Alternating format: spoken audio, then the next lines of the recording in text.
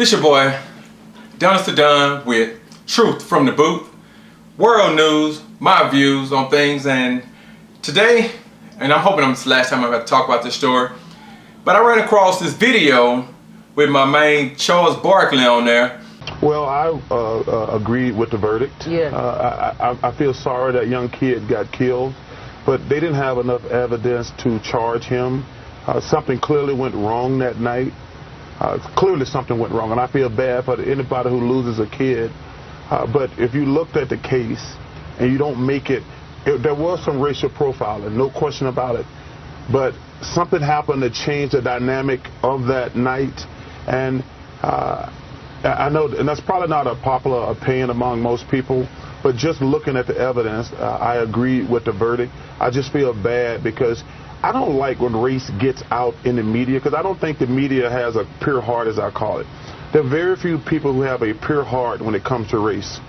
Racism is wrong in any shape, form. There are a lot of black people who are racist too. I think sometimes when people talk about race, they act like only white people are racist. There are a lot of black people who are racist. And I don't like when it gets out there in the media, because I don't think the media has clean hands. I think you're right. Yeah, I'm glad you made that point, Charles. I don't think the media has clean hands. And like I said, I feel sorry that young kid got killed, but just judging by the evidence, I don't think that guy should have went to jail for the rest of his life. But something happened bad that night, obviously. Yeah. Mr. Zimmerman was wrong he was racial profiling. Absolutely. But I think Trayvon Martin, God rest his soul, I think he did flip the switch and start beating the hell out of Mr. Zimmerman. But it was just a bad situation. Like I said, the main thing I feel bad for, it gives every white person and black person who's racist a platform to vent their ignorance. Right. You know, that's the thing that bothered me the most, because I watched the trial closely, and I watch all these people on television talking about it. A lot of these people have a hidden agenda. You know, they want to have their racist views, whether they're white or black. The bias comes out. The bias, it definitely comes out. Yeah. It was a bad situation.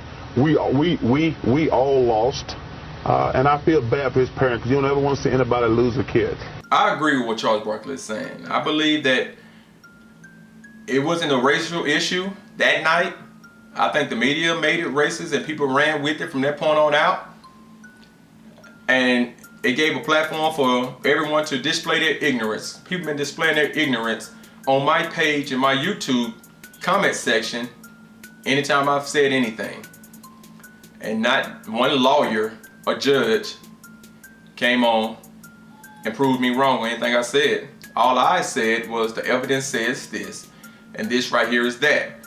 See, the problem with a lot of us is we want to take what's right and what's wrong, and we want to apply that to what the law says, the way the law is written. The fact of the matter is, when laws are made, they can care less on how you feel. The way that we feel and the way we run our emotions is the main problem when it comes to a lot of crimes that we commit. I mean, if you think about it, you guys saying George Zimmerman was wrong because he should have stayed in his car and listened to the dispatcher. Now, George Zimmerman listened to the dispatcher, and I mean not listening to the dispatcher, there was no laws broken. Believe it or not, he didn't listen. I mean, that's a rule broken maybe, but he didn't have to stay in his car. He was free, just like Trayvon Martin was free to walk wherever he wanted to walk to. George Zimmerman got out of his car. Okay. Trayvon Martin was walking. Cosell started running. How far was Trayvon Martin from his house to where he had to stop and actually pay attention to George Zimmerman? I mean, y'all are saying George Zimmerman looked at like a threat, but anytime somebody feels threatened, don't they try to get away? George Zimmerman was obviously smaller than Trayvon Martin. Trayvon Martin didn't look at George Zimmerman. I mean, how many of us black guys look at a small white guy as a threat? Trayvon Martin didn't think of George Zimmerman as a threat at all. And that's why he hit him. Because he felt like George Zimmerman shouldn't have been fucking with him. I'm just going by what they say. Now, whether it's true or not, we only can go off one side. But Trayvon Martin felt like he ain't gonna get fucked with by, as that girl said, creepy cracker. She said it. I'm just saying. So don't say that he felt threatened by that man. He didn't at all. If he would have knew the law, you know, since we only teach our kids how to try to act like we're gonna run our own businesses, be a nurse, basketball, football. That's pretty much what we teach our kids. And how to do hair. If you'd have knew the law, why he just didn't keep walking home? Did anybody ever ask that question? Trayvon Martin getting followed by a man? He's on the phone. Why he didn't say, well, let me call the police real quick, some guy's following me? Because us black men, we don't use that as an option whenever we getting fucked with or whenever we feel like we getting fucked with. Some reason we feel like we could bring our fist to anyone's face that we feel is bothering us. And chances are, if it's a white man that's obviously smaller than us bothering us, he's not gonna fight fair. Whenever a white man or any man is approaching a guy that's obviously bigger, that he actually felt was a threat, that looked suspicious, he probably has something on you, which might be a gun, other people with him, or the police on their way. But he knows something, MMA or something. So why you people coming to my page talking about George Zimmerman should have not followed him? Or what if there was your son? Well, one thing, I'm gonna teach my son to not touch anyone that's not touching him. I'm gonna teach my son if he's been bothered to call the police. You can't be thinking with your emotions and your feelings all the time. Because when you take those emotions and feelings into the courtroom, the judge's gonna stick it to you. And someone on the streets gonna put you in the ground. We need to wake up, we need to learn their system. And this is their system. It's not fair, maybe it's not. But we don't have to live by their system if we get involved in their system.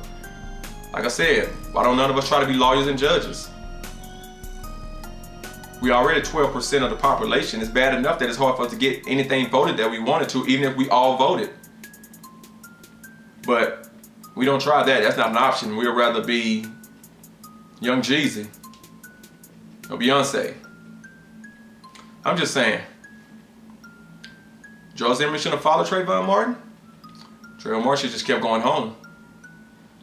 If he'd have kept going home and not hit George Zimmerman, from what the facts of what the evidence says, because we don't really, none of us know, and that's why they couldn't have convicted. But what the evidence says, if he'd have done those two things, this would be a totally different case. He'd either be living and we'd never heard of Trayvon Martin, or George Zimmerman would have to shoot him in the back, and that's an open and shut case. But I guess that's not an option when it comes to black people, because y'all want to talk about this as if it's slavery all over again. I don't know. Hopefully I want to talk about this again. AdonusDaDon, truth from the boot. I'm out.